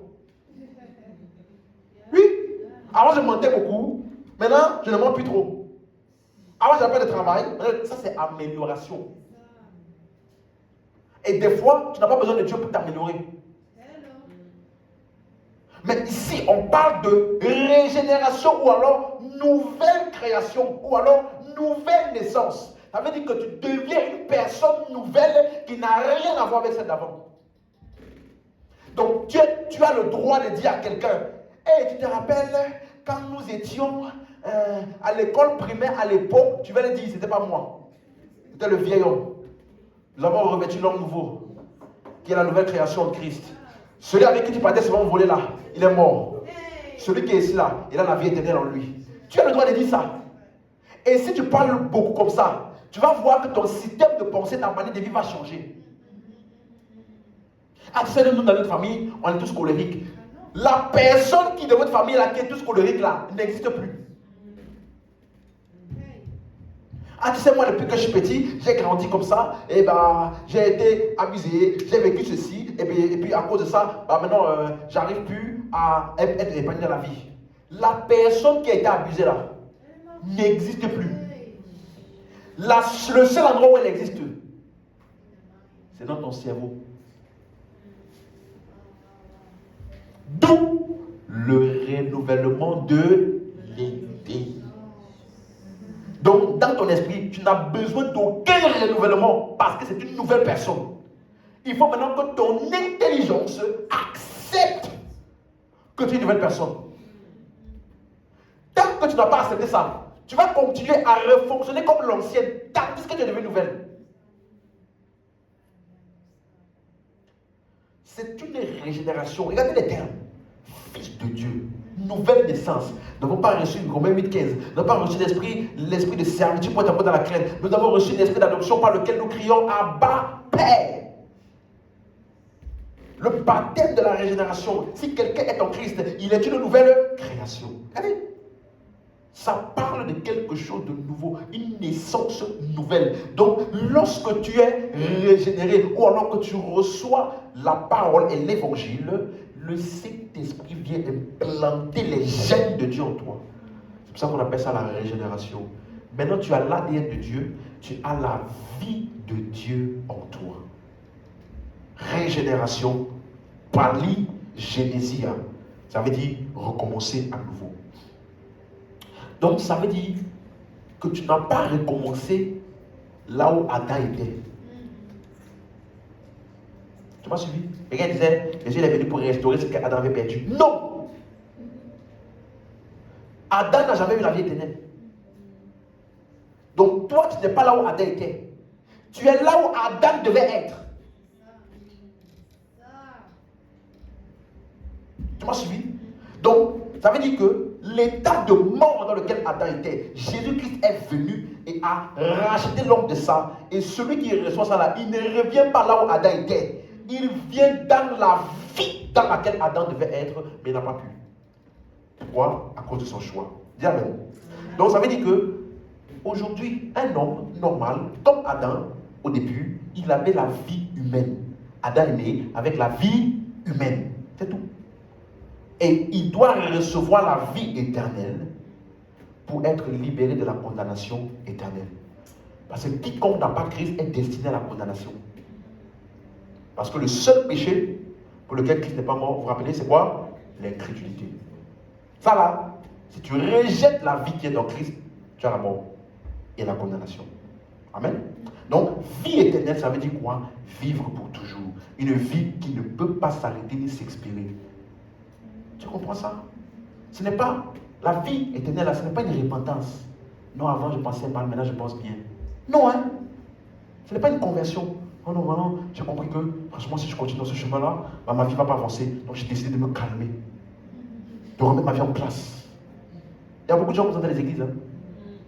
Je fais n'importe comment, je pêche dans tous les sens. Maintenant j'ai décidé de remettre ma vie en place. Parce que, franchement, si je continue comme ça, eh ben, je ne vais pas réussir dans cette vie. Et lui, s'il remet sa vie en place, parce qu'on lui a prêché des messages qui lui expliquent les lois, les principes du succès, les principes de la réussite dans ce monde, les principes de ceci. Tu dois être focalisé, tu dois rester comme ça, ne te laisse pas détourner, associe-toi aux bonnes personnes. Et tu vas voir, il va arrêter certaines choses, il va s'associer aux bonnes personnes. Et pour lui, il est sauvé. Hein? Non. C'est une nouvelle personne qui n'a jamais existé. En fait, c'est une naissance. En fait, c'est le début de la vie. Tout ce que tu faisais avant là, c'était mort. Vous étiez mort. Mais vous marchiez. Donc le fait de marcher, d'avoir du succès, d'avoir de l'argent, d'avoir des biens de ce monde ne veut pas dire que tu es vivant. Ce n'est que lorsque tu reçois Christ que tu commences à vivre. Donc si tu fais des biens de ce monde-là, ta priorité, tu n'as pas compris ce qu'on appelle la vie. Vous me suivez? Donc un homme qui passe de la mort à la vie, on appelle ça la nouvelle naissance ou la régénération. Comme le Père a la vie en lui-même, il a donné au Fils d'avoir la vie en lui-même. Naître de nouveau ne veut pas dire naître 2 fois. Ou alors naître une 2e fois. Le mot de nouveau là est un mot grec qui veut dire d'en haut. Donc ça ne parle pas du nombre de fois que tu nais, mais plutôt de l'origine de ta naissance. Vous suivez ça?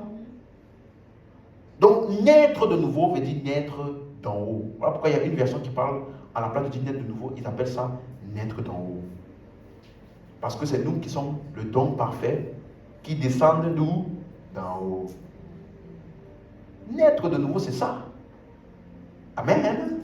Donc, tu vois que le mot perdre le salut, quand tu comprends le salut comme une naissance, ne peut plus avoir de sens.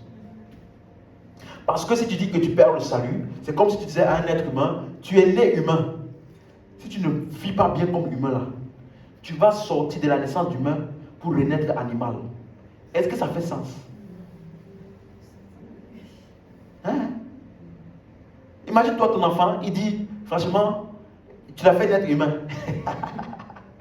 Il dit, non, maman, c'est trop dur la terre. C'est trop dur. J'en ai marre de la terre. Tu vas lui dire quoi? C'est trop tard.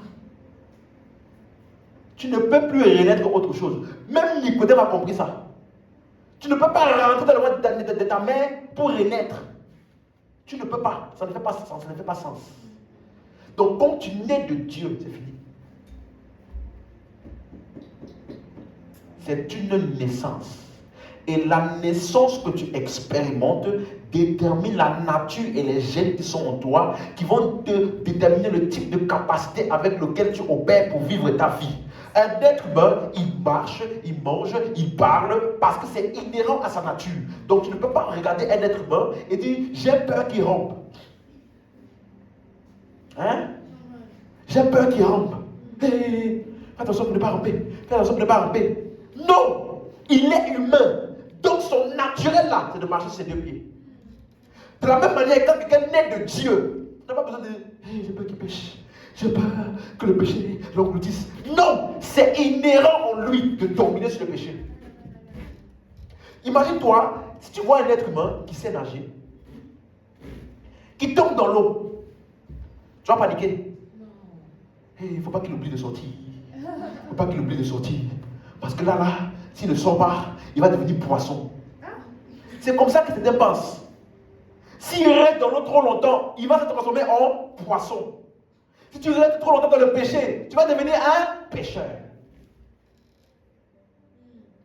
Est-ce que ça fait sens? La nature que tu as là est incompatible avec le péché. Donc dès que tu rentres dans l'eau, même tout ton système en toi te dit, ce n'est pas ici ton environnement naturel, sors de là. Tu peux rester là-bas pendant un temps limité. Oui ou non? Parce que dans l'eau n'est pas ton environnement. Quelqu'un tombe dans l'eau, tu ne vas pas dire, j'ai peur qu'il devienne poisson. Un chrétien qui tombe dans un péché, tu ne vas pas dire, j'ai peur qu'il devienne pécheur. Sauf si il n'était pas né de nouveau. C'était un poisson qui avait porté des habits d'être humain. Donc il est tombé là-bas, là. C'est mon environnement naturel. La vie éternelle. 1 Jean chapitre 5 verset 11. Quelqu'un comprend? 1 Jean chapitre 5. 1 Jean. C'est juste après 1 Pierre. 1 Jean chapitre 5 verset 11. On va commencer au verset 9 pour le contexte. Si nous recevons le témoignage des hommes, le témoignage de Dieu est plus grand. Dis à ton voisin, le témoignage de Dieu est plus grand. Donc le témoignage des hommes, c'est quoi? J'ai une nouvelle voiture.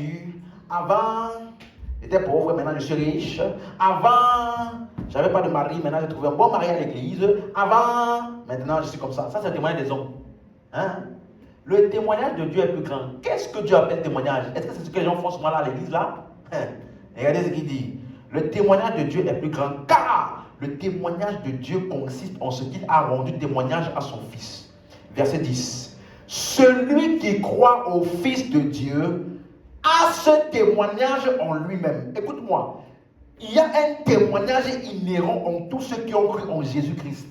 Il ne peut pas un jour dire je crois en Jésus-Christ et le lendemain pour dire je ne crois plus, je deviens musulman, je pars maintenant, je suis devenu adorateur des idoles. Parce que s'il a cru au Fils, il y a un témoignage qui est inhérent en lui-même là, qui atteste quelque chose. De quoi s'agit-il?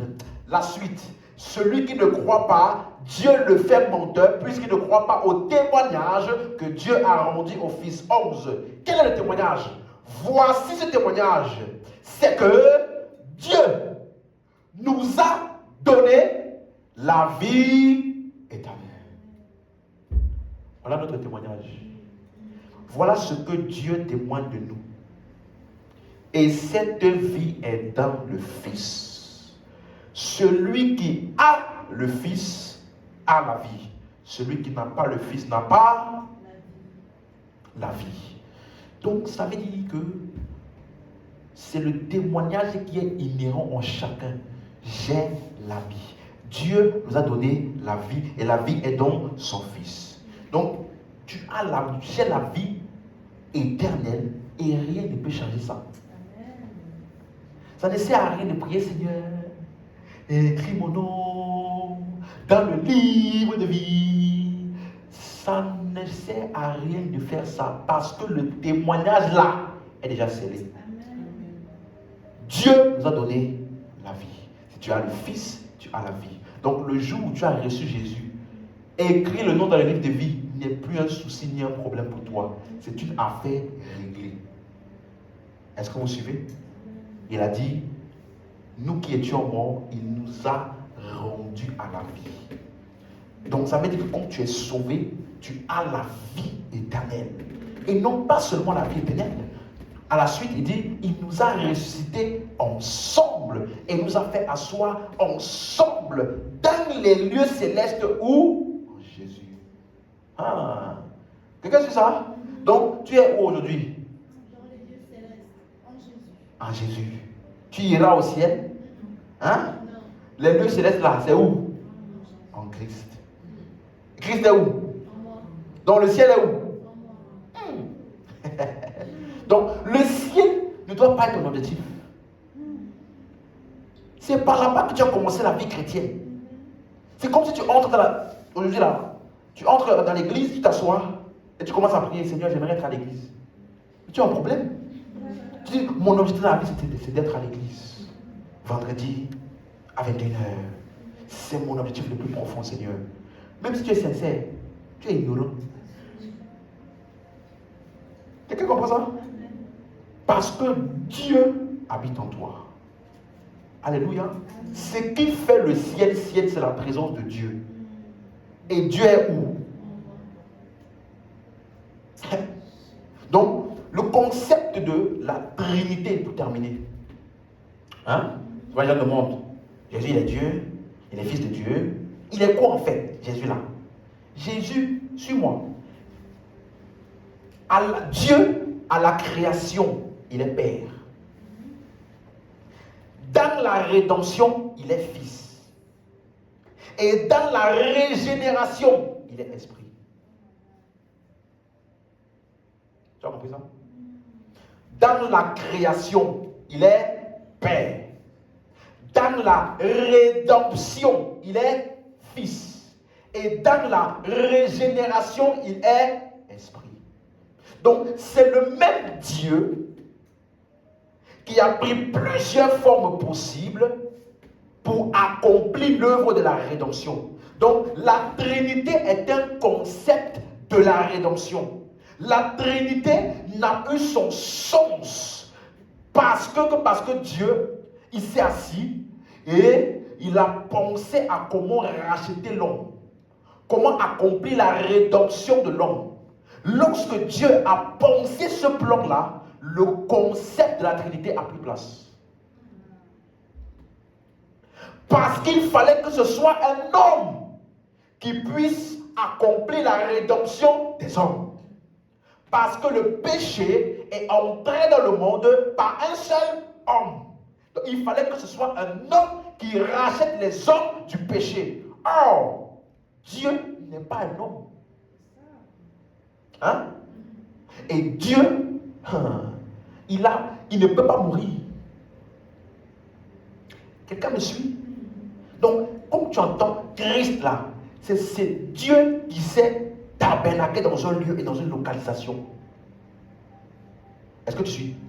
Et après sa résurrection, il est devenu Saint-Esprit pour la régénération et être en tous. Donc c'est le même Dieu qui a pris différentes formes pour la rédemption de l'homme. Donc c'est pour cela que tu vas voir, on dit, car Dieu, 2 Corinthiens 5, 19, Dieu était en Christ, réconciliant le monde avec lui-même. Question, Dieu ne pouvait pas réconcilier le monde directement. Il fallait Christ pour que l'œuvre de la réconciliation entre Dieu dans sa forme de Dieu et le monde qui est éloigné, il fallait Christ. Donc Dieu était en Christ pour accomplir l'œuvre de la réconciliation du monde avec lui-même, pas avec Christ. Pour te montrer que Dieu et Christ là, ce n'est pas deux choses différentes. Dieu a réconcilié le monde avec lui-même en Christ. Est-ce que tu comprends? Donc, pour que Dieu puisse sauver l'homme, il s'est dépouillé de sa divinité et a revêtu l'humanité. Ce que j'explique là, est-ce que tu comprends? Pour que Dieu puisse sauver l'homme, parce que Dieu aime tellement l'homme, tu me suis? Que il s'est dépouillé de sa divinité et a revêtu l'humanité afin d'être en mesure de sauver l'homme.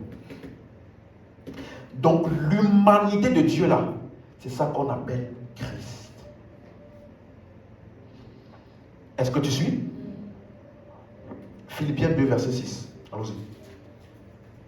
Philippiens 2 verset 6.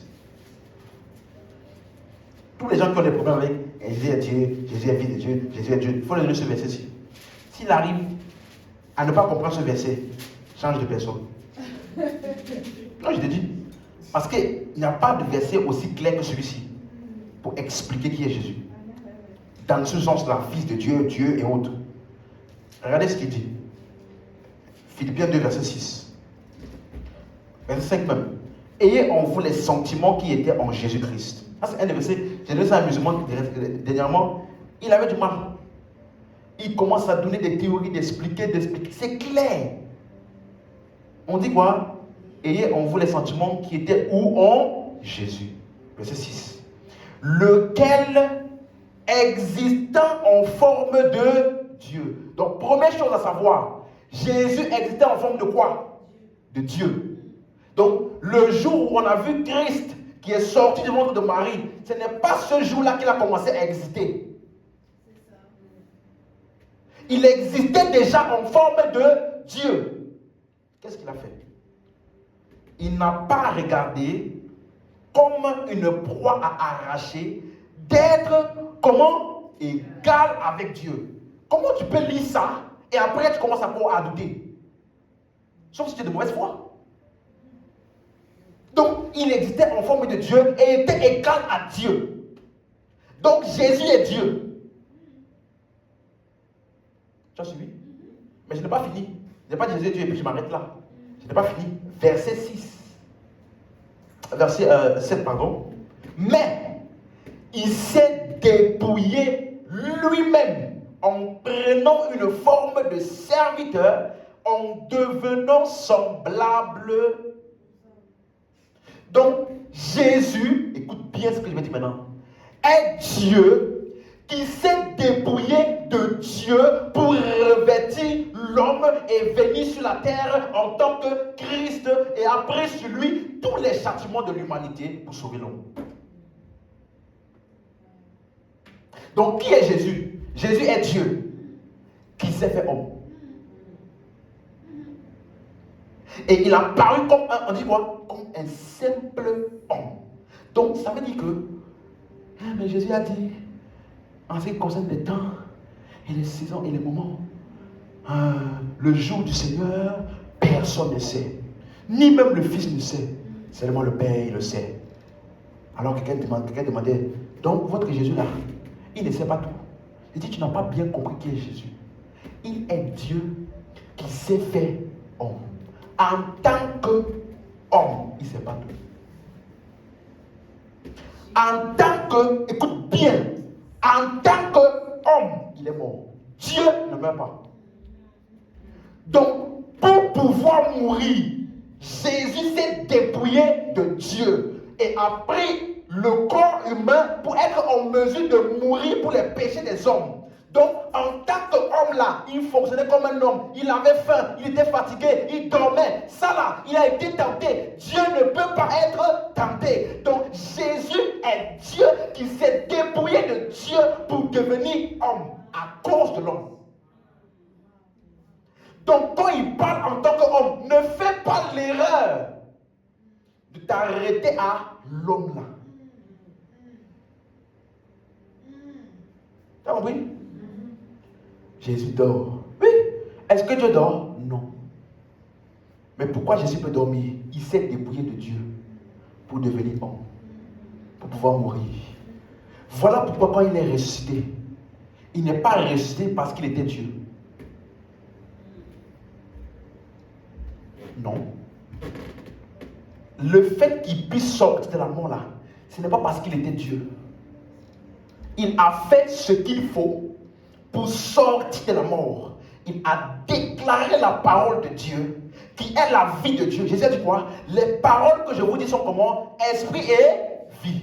Il dit au commencement était la parole était avec Dieu, la parole était Dieu, en elle était la vie. Donc quand il était dans le séjour des morts, ce n'est pas en tant que Dieu qu'il a été ressuscité. Il est resté en tant qu'un homme qui a tout l'arsenal qu'il faut pour sortir de la mort. Il a commencé à déclarer la parole, Tu n'abandonneras pas ton oint dans le séjour des morts. Tu ne permettras pas que ton oint connaisse la corruption. Et atteint un paroxysme là. La parole, la puissance et la vie qui était encapsulée dans la parole là, l'a catapulté hors du séjour des morts. Et il est sorti de là victorieux. Et puis il est monté et s'est assis à la droite de Dieu, toujours en tant qu'homme. À cause de qui? L'homme. Parce qu'il a sorti les hommes de l'enfer pour les introduire dans les cieux à la droite de Dieu. Aujourd'hui, Jésus-Christ est où? À la droite de Dieu en tant que quoi? Homme. Pourquoi? Parce que toi et moi, on doit être assis où? À la droite de Dieu aussi. En tant que quoi? Le concept tout entier de la Trinité est un concept de la rédemption. Il fallait un homme pour sauver les hommes. Or, les hommes sont des pécheurs. Et la mort d'un pécheur ne peut rien faire pour un pécheur. La mort d'un pécheur ne peut pas libérer un pécheur. Or, ce n'est que la mort de celui qui est pur qui peut sauver le pécheur. Donc, Dieu qui est le seul qui peut sauver, s'est fait homme. Et est mort de la mort des pécheurs afin que les pécheurs puissent obtenir la justification. Et après ça, il s'est assis dans les lieux célestes, à la droite de Dieu le Père, introduisant ainsi les hommes dans le cercle de la divinité. 2 Pierre chapitre 1. Ouvre ta Bible. Quelqu'un comprend ça? C'est parce que beaucoup d'entre nous là, on ne sait pas qui est en nous. C'est ça le véritable problème. Tu m'as suivi? Donc, Jésus est qui? Dieu qui s'est fait afin de sauver. Et après être ressuscité, assis à la droite de Dieu, les hommes là, qu'il a rachetés par son sang, ils doivent être scellés de la marque de Dieu et Dieu doit habiter en eux. Or, Dieu est trop grand. Il dit, il habite une lumière inaccessible dans laquelle personne ne peut s'approcher et personne ne n'a jamais vu. Donc Dieu dans sa forme de Dieu, nous sommes trop minuscules pour qu'il puisse habiter en nous. Donc Dieu maintenant a pris la forme de esprit, Saint-Esprit, pour être capable de venir où? Habiter dans ceux qu'il a sauvés. Et après on dit, ils ont été scellés du Saint-Esprit. Donc le Saint-Esprit en toi est la marque que toute la rédemption là a été accomplie pour toi. Quelqu'un comprend ça? Donc, Père, Fils, cet esprit-là, ne pense pas que Dieu te dit, je m'ennuie. Hein? Jésus, sors un peu de moi, comme ça on va discuter ensemble. Esprit, va un peu là-bas, comme ça au moins on est trois. Ce n'est pas parce que, pas parce que Dieu s'ennuie, c'est à cause de l'homme. C'est un concept de la rédemption. Tu as compris? Et regardez, verset 3, 2 Pierre 1, verset 3. Comme sa divine puissance nous a donné tout ce qui contribue à la vie et à la piété au moyen de la connaissance de celui qui nous a appelés par sa propre gloire et par sa vertu, verset 4, lesquels nous a su de sa part les plus grandes et les plus précieuses promesses, afin que par elles vous deveniez quoi? Participants de la nature. Dis avec moi, dis ça fort. Je suis quoi? Je suis participant de la nature divine. Dis ça, dis ça.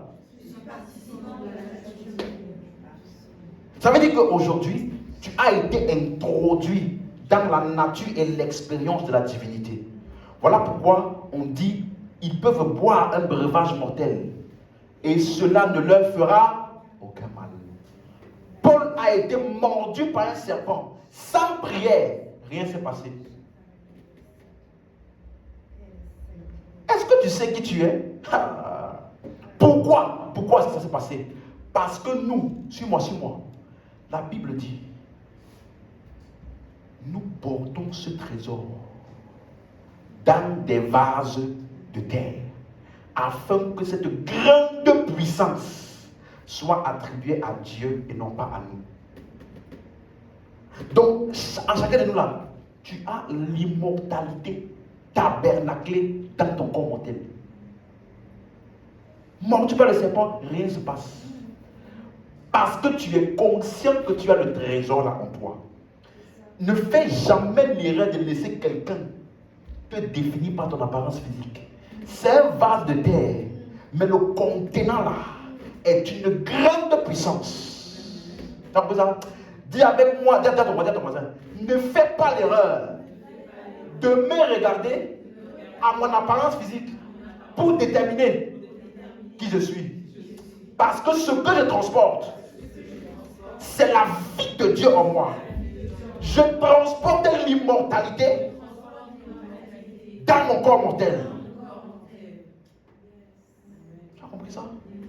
Et ce n'est qu'une question de temps.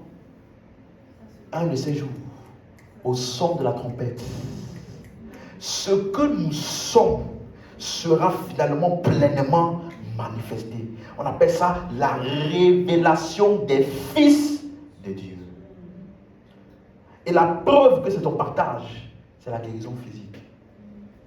La guérison physique est un avant-goût de l'enlèvement là. Lorsque l'immortalité qui est en toi réajuste tes cellules physiques qui ne fonctionnaient pas normalement. Et ça ne dépend pas du pasteur. Ça dépend de toi, ta conscience et ton fonctionnement dans la nature divine dans laquelle tu as été rendu participant.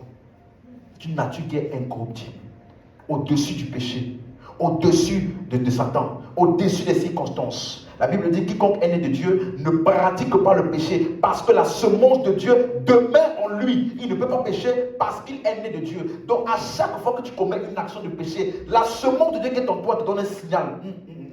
Je ne suis pas d'accord avec ça. Même si toi tu le fais comme si tu t'en fous, que ce que tu as fait là, tu ne seras jamais à l'aise avec ça. Parce que la semence de Dieu qui est en toi, elle te donne le signal. Tu as compris ça? Amen. On peut se lever. Dis, j'ai la vie éternelle. Est-ce que tu comprends ce que ça veut dire? Ce n'est pas un aspect de ta vie. Alléluia. Élève la voix, élève la voix. Merci.